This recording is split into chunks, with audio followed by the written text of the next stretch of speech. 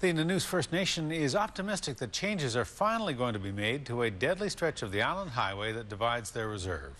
Since the beginning of the year, 2 teens have been killed trying to cross the road in the middle of the night. And a goal of a meeting today was to come up with a plan to make sure that it never happens again. A News reporter Brent Shearer has more on the story.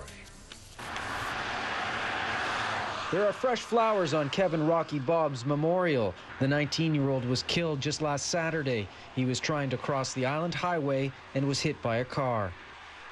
It's the second time in the past 3 months a teenager's choice not to use this pedestrian overpass has cost them their life. It's not a joke, but it's a story in the community here that takes 3 deaths before anything gets happening. Well, we certainly don't want to go that far. Let's do something now. Nanoose First Nation leaders want to see a number of changes made to this stretch of highway. In the short term, they say reflectors similar to these just a few kilometers north might prevent people from jaywalking across the road. And eventually, they'd like to see a permanent barrier like this put up. As you're aware, the highway goes right through the middle of our reserve. Pedestrians crossing are at risk.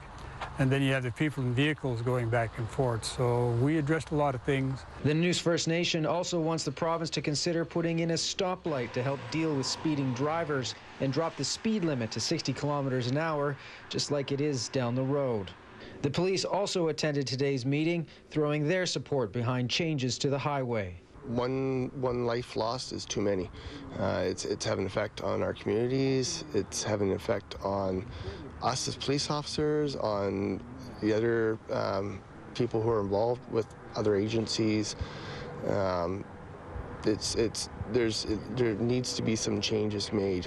This community has been shaken by the 2 deaths on the highway, with many asking why these teens chose to gamble crossing the road instead of using the pedestrian overpass. The last incident really hit home.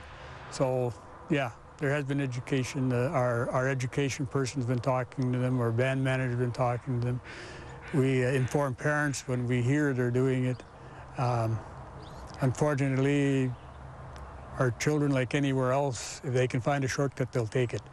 So we're trying to find ways to remedy that. The province has promised to report back to Nanoose First Nation leaders in 2 weeks on short-term changes it can make to the highway. In Nanoose Bay, Brent Shearer, A News.